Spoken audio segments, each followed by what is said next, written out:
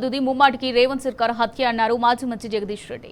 సూర్యాపేట జిల్లా యార్కారంలో మధు మృతదేహానికి నివాళులర్పించి కుటుంబ సభ్యులను ఓదార్చారు. హత్య చేసిన నిందితులను ఇప్పటి వరకు ఎందుకు అరెస్ట్ చేయలేదని ప్రశ్నించారు. పోలీసులు తస్మత్ జాగ్రత్త, చట్టబద్ధంగా నడుచుకోండి, లేదంటే మూల్యం చెల్లించుకోవాల్సి ఉంటుందంటున్న జగదీష్ రెడ్డితో మా ప్రతినిధి రాము ఫేస్ టు ఫేస్. సూర్యాపేట మండలం ఎరకారం గ్రామంలో కూడా విషయాచారాలు ఉన్నాయి. ప్రతి ఒక్కరు కూడా కన్నీరు ముందు పిలిపిస్తా ఉన్నారు. కాంగ్రెస్ పార్టీ గుండాల చేతిలో హత్యగినటువంటి సిహెచ్ మధు కుటుంబానికి ప్రతి ఒక్కరు కూడా సానుభూతి వ్యక్తం చేస్తూ ఉన్నారు. మాజీ మంత్రి సూర్యాపేట ఎమ్మెల్యే జగదీష్ రెడ్డి గారు అయితే ఈ రోజు ఉదయం నుంచి కూడా కన్నీటి పని అవుతూ ఉంటున్నారు. వారి కుటుంబానికి పూర్తిగా అండగా ఉంటామని కూడా ఇప్పటికే తెలపడం జరిగింది. దీంతో పాటు ఒక హెచ్చరిక కూడా జారీ చేశారు పోలీస్ శాఖకు. ఈ కేసులో నిష్పక్షపాతంగా వ్యవహరించి నిందితులపైన కఠినంగా శిక్షలు విధించేలాగా చేయకపోతే తామే రంగంలో దిగుతాం, న్యాయ పోరాటం చేస్తామంటూ కూడా ఆయన ప్రకటించడం జరిగింది. ఇప్పుడు ఎరకారం గ్రామంలో అంత్యక్రియలు పాల్గొన్నారు. వారితో మనం మాట్లాడదాం. సార్, వరుసగా హత్యలు జరుగుతున్నాయి సార్. లింగంపల్లిలో మల్లయ్య అనేటువంటి కార్యకర్తను హత్య చేశారు. ఈ రోజు మధుని హత్య చేశారు. కాంగ్రెస్ పార్టీకి ఏం చెప్పదలుచుకుంటున్నారు, ఏం చెప్తారు, న్యాయ పోరాటం కూడా ఏ విధంగా చేయబోతున్నారు?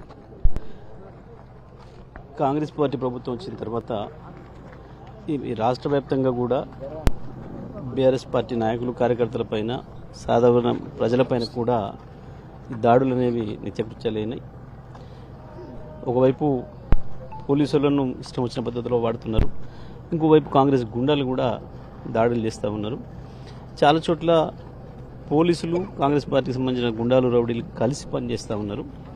ప్రత్యేకించి సూర్యాపేట జిల్లాలో, ఉమ్మడి నల్గొండ జిల్లాలో ఉన్నప్పుడు కూడా సూర్యాపేట జిల్లాలో కొన్ని పోలీస్ స్టేషన్లలో ఎస్ఐలు కూడా కాంగ్రెస్ పార్టీ కార్యకర్తలాగా, కాంగ్రెస్ పార్టీ రౌడీలాగా కూడా పనిచేస్తూ ఉన్నారు. దీన్ని మేము ప్రతి సందర్భంలో కూడా ఉన్నతాధికారుల దృష్టికి తీసుకుపోతా ఉన్నాం. ఈ హత్య 100% ఇది పోలీసుల వైఫల్యం, అందులో సందేహం లేదు. సరే, పోలీసులకు సంబంధాలు ఉన్నాయా లేవా అనేది తెలిస్తే తొందరలోనే నిజాలు కూడా బయటకు వస్తాయి. ఎవరెవరికి ఏ స్థాయిలో ఎవరికి సంబంధం ఉన్నాయి, ఏముందనే విషయాలు కూడా వస్తుందని నేను భావిస్తా ఉన్నాను. దుర్మార్గమైన హత్య ఇది. వాస్తవానికి ఈ 12 సంవత్సరాల కాలంలో కేసీఆర్ గారు వచ్చిన తర్వాత, తెలంగాణ వచ్చిన తర్వాత ఒక్క రాజకీయ దాడి జరగకుండా మేము కాపాడినాం.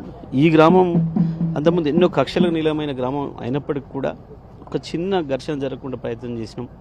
గతంలో కూడా కాంగ్రెస్ పార్టీ గుండాలే ఇక్కడ మా మాజీ సర్పంచ్ను హత్య చేశారు. ఆ కేసులో ఇప్పుడు సాక్షులు చెప్తా ఉన్నారు, సాక్ష్యాలు జరుగుతున్నాయి. గత 2 నెలలుగా అది ఆ ట్రయల్ ప్రారంభమైన రోజు నుంచి కూడా భయపెడిస్తూ ఉన్నారు. పోలీసుల దృష్టికి కూడా వెళ్ళింది ఈ విషయం. అయినప్పటికీ కూడా ధైర్యంగా వీళ్ళు, నేను ఏదైతే మొదటి నుంచి చెప్పినో, చట్ట ప్రకారమే పనిచేద్దాం, మనం చట్ట ప్రకారమే వాళ్ళకి శిక్షిద్దాం తప్ప మీరు మళ్ళీ భౌతిక దాడులకు పాల్పడద్దు, ఎట్టి పరిస్థితులు కూడా జరగవద్దు అని చెప్పి నేను కంట్రోల్ చేయడం జరిగింది.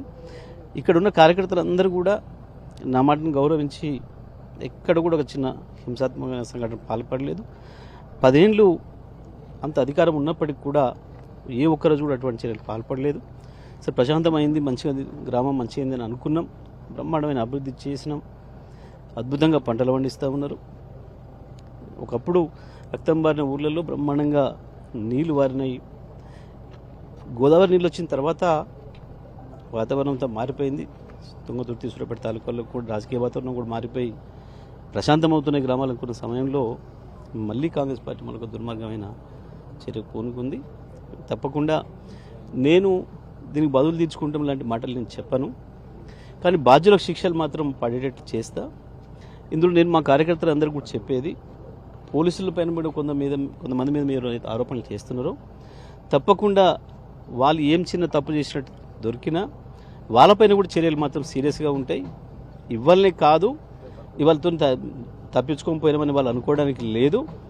మన ప్రభుత్వం వచ్చిన తర్వాతనైనా ఈ తప్పు చేసిన అధికారులని డెఫినెట్గా శిక్షించి తీరుతాం. వీళ్ళను కూడా వాళ్ళతో పాటు జైలు పంపించి తీరుతాం, అందులో సందేహం ఏం లేదు. ఇవాళ ఏదో తప్పించుకుంటాం మేము, అధికారులు వాళ్ళంత పైన అండ ఉన్నారు మాకు అని చెప్పి ఏదో భ్రమలలో ఉంటున్నట్టున్నారు. పోలీసు అధికారులు కొంతమంది చట్ట ప్రకారం పనిచేయకుండా వాళ్ళు నిందితుల పక్షాన పనిచేస్తూ ఉన్నారు. తప్పకుండా వాళ్ళ పని పడతాం, అందులో సందేహం ఏం లేదు. ఇటువంటి వాళ్ళు రికార్డు పరంగా దొరుకుతారు మాకు. ఈ కేసులో దోషులు తప్పించాలని ప్రయత్నం చేసినా, దోషులకు సాయం చేయాలని ప్రయత్నం చేసినా, ఇప్పటికే ముందస్తుగానే ఏమైనా వాళ్ళతో సమాచారం పెట్టుకొని చేసినరా, ఏం చేసిన అనేది కూడా తప్పకుండా విచారణ తేలుతుంది.